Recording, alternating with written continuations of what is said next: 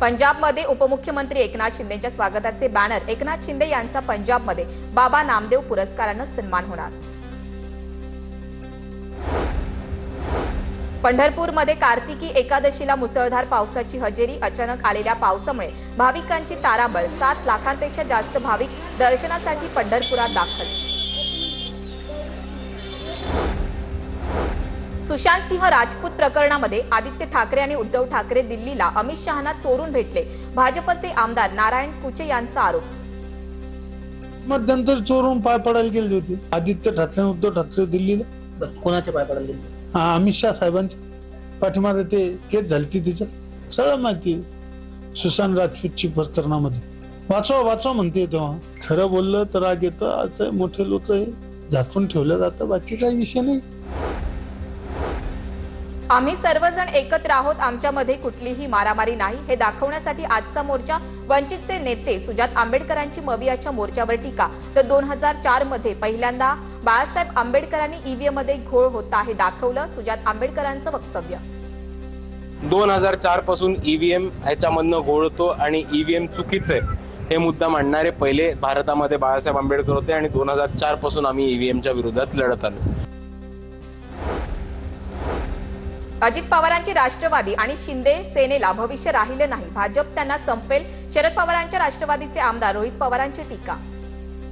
अजितदादांचा पक्ष आणि एकनाथ शिंदे साहेबांच्या पक्षाला खूप काही भविष्य तसं राहिलेलं नाही। उद्या जाऊन बीजेपीच त्यांना तिथं संपवेल। त्यामुळे लोकांचा ओढा हा ओरिजिनल शिवसेना त्याच्याबरोबर आमचे पक्ष आणि इतरही जे काही पक्ष आहेत त्याच्याकडे थोडासा जास्त होताना दिसतोय।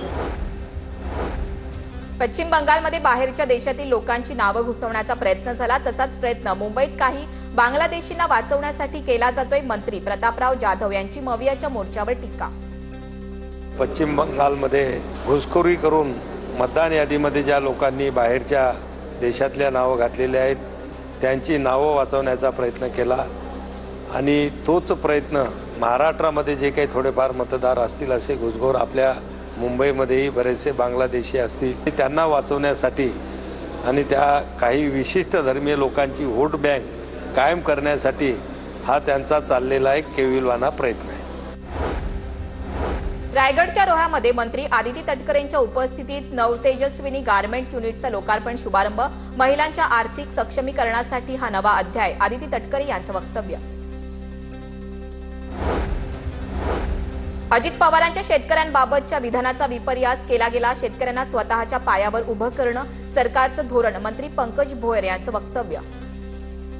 याचा अर्थ हा होता की शेतकऱ्यांना निश्चितपणे कर्जमुक्ती झालीच पाहिजे, परंतु त्याला कायमस्वरूपी याच्यातून बाहेर काढून शेतकरी हा स्वतःच्या पायावर कसा उभा होईल त्याच्याकरता देखील सरकार प्रयत्नशील आहे हे त्यांना सांगायचं त्या ठिकाणी। बीडमध्ये महिला डॉक्टरांच्या कुटुंबियांची आमदार प्रकाश सोळंके यांनी भेट घेतली। सोळंके यांच्याकडून महिला डॉक्टरच्या कुटुंबियांचं सांत्वन। महिला डॉक्टर आत्महत्या प्रकरणात फलटणकरांनी कॅन्डल मार्च काढला। आमदार सचिन पाटील यांच्या उपस्थितीत कॅन्डल लावून श्रद्धांजली वाहिली। आरोपींना कठोर शिक्षा देण्याची मागणी। बुलढाण्याच्या पिंपरी गावात अंगणवाडी इमारतीच्या लगतच नवीन स्मशानभूमी बांधल्याचा प्रकार। भीतीमुळे मुलं येत नसल्यानं अंगणवाडी बंद पडली। नागरिकांकडून संताप व्यक्त। मीरा भाईंदरमध्ये आज केरळ वर्धापन दिनाच्या निमित्तानं केरळ समाज भवनचं भूमिपूजन। परिवहन मंत्री प्रताप सरनाईक यांच्या हस्ते भूमिपूजन संपन्न। विविध कार्यक्रमांचं आयोजन।